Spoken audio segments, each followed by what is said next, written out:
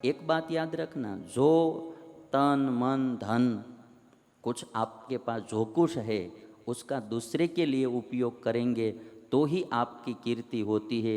इकट्ठा करने वाले के पास अब्जों रुपया होने पर भी कोई कीर्ति नहीं होती है। अभी ये जो लॉकडाउन चल रहा था, अभी हमारे जो सब मजदूर भाइयों को घर जाने का था, और वो भाई जो कोई एक्टर है वो सूद के कुछ ना, सोनू सूद, तो उन्होंने जो सबको हेल्प की, तो सब जगह पर से लोगों का आशीर्वाद मिलता है, उनकी तारीफ होती है, प्रसन्नता होती है। मुझे तो लगता है कि फिल्मों में काम करने से जितना आनंद नहीं आया होगा उतना आनंद इन लोगों की दुआओं से आता है। कुछ हेल्प करते हैं, किसी को मदद करते हैं। तो सोनू भाई जो है, मुझे तो पता नहीं है कहाँ आते हैं कैसे आते हैं, तो वो सोनू सूद जी, उन्होंने जो ये हेल्प की तो सबका आशीर्वाद मिलता है। और कहा जाता है ऐसा कि हाथी लड्डू खा रहा होता है, हाथी लड्डू खा रहा होता है, और खाते खाते उसके मुंह में से आधा लड्डू नीचे गिर जाए तो हाथी भूखा नहीं रहता है, किंतु वो आधे लड्डू में से कितनी चींटियों का पेट भर जाता है ना। वो कोई आधे लाडू में से अर्ध लाडू जो होता है, आधा लड्डू, उसमें से वो कोई हाथी भूखा नहीं रह जाता है, किंतु उसमें से कितनी चींटियों का पेट भर जाता है। जिनको इतना दिया है भगवान ने, वो देना चाहिए। तो एक बार थैंक यू बोलना चाहिए ऐसे सोनू सूद जैसे व्यक्तियों को भी। बांट कर खाना है ना, किसी के काम में आना, ये बहुत ज़रूरी है। और आज कर्ण की बात आप देखेंगे तो पता चलेगा कि ये जीवन मृत्यु की बात है ना। कवच और कुंडल दे देना है ना, और सूर्य नारायण ने कहा था कि ये तुम्हारा सब चला जाएगा, फिर भी दे दिया। तो इतने दानवीर जो होते हैं उनको लाख लाख धन्यवाद है। कई लोग ऐसे हैं इस दुनिया में जो अपना पूरा जीवन भी दूसरों के लिए समर्पित कर देते हैं। और इसीलिए कहा, जश जीवन अप जश मरण, जश जीवन अप जश मरण, कर देखो हर कोई, कहाँ लंकापति ले गयो और कहाँ कर्ण गयो खोई, कहाँ कर्ण गयो खोई। तो थोड़ा दान पुण्य, जो दान दे सकता है वही धन का असली मालिक है, बाकी तो सब धन के वॉचमैन है। ध्यान रखते रखते मर जाते हैं, साथ में कुछ आता नहीं है। और इंसान की बात आप देखेंगे बाल स्वामी, जब भगवान से मांगता है तो लाखों करोड़ों रुपये मांगता है। जब भगवान के मंदिर जाता है और भगवान से मांगता है तो लाखों करोड़ों रुपये मांगता है। और जब भगवान के मंदिर में दान पेटी में कुछ डालने का होता है तो 1 रुपया का सिक्का ढूंढता है जेब में से, यानी 2 रुपये का सिक्का आ जाएगा तो भी वो वापस रख देगा, 1 रुपये का सिक्का ढूंढेगा। भगवान से मांगता है तो लाखों करोड़ों मांगता है।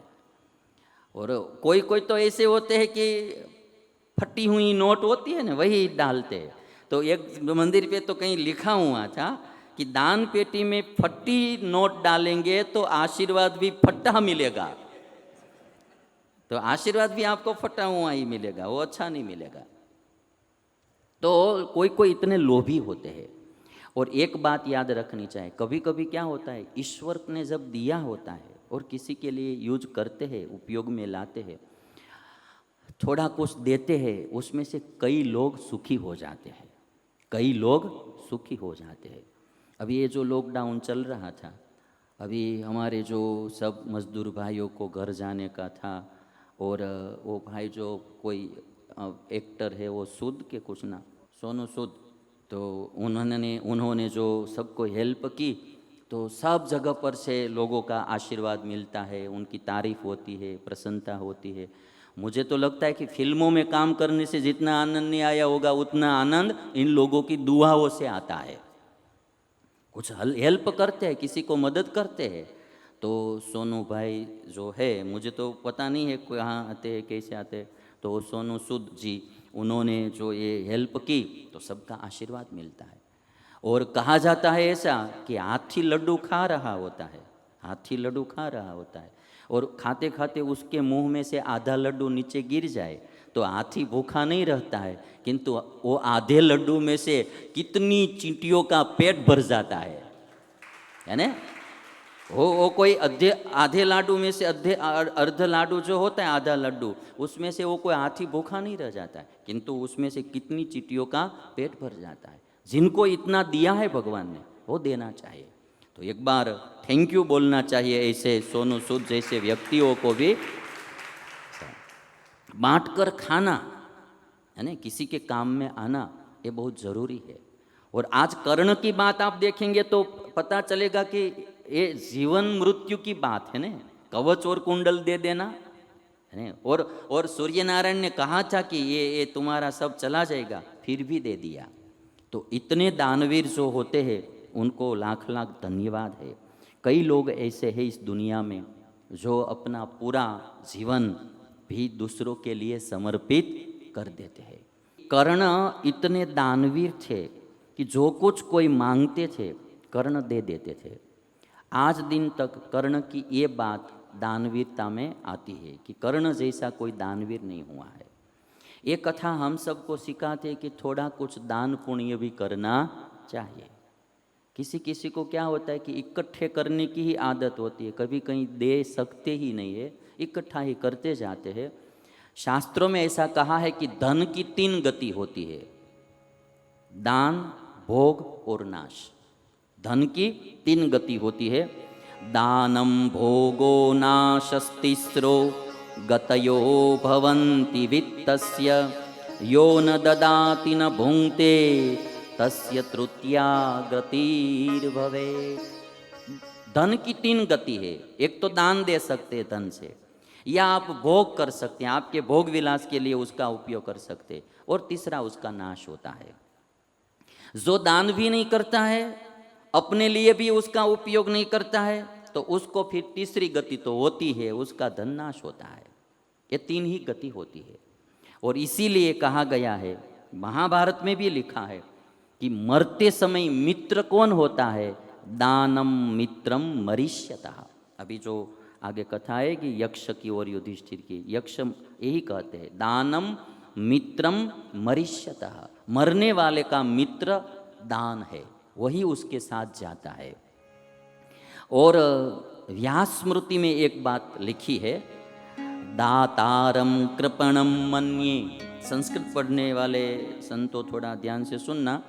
दातारम कृपणम मन्ये मृतोप्यर्थम न मुंचति। है ना, आप लोग अर्थ कर दो ठीक से, मैं पढ़ता हूँ फिर से। दातारम कृपणम मन्ये, आ गया समझ में इतना? दातारम कृपणम मन्ये, दाता को मैं कंजूस समझता हूँ, लोभी समझता हूँ। दाता को मैं कंजूस समझता हूँ। दातारम कृपणम मन्ये मृतोप्यर्थम न मुंचति। वो मर जाता है तो भी धन छोड़कर नहीं जाता है, वो साथ में लेकर जाता है। दाता होता है, वो दान पुण्य करता है, तो पुण्य कर्म तो अपने साथ चलता है। इसलिए दाता जैसा कोई कंजूस नहीं, क्योंकि मरने के बाद भी वो धन साथ में लेकर जाता है। और अदाता ही धन त्यागी, जो नहीं देता है किसी को वही धन का त्यागी है, क्योंकि धनम हित्वा ही गच्छति, धन को छोड़कर वो चला जाता है।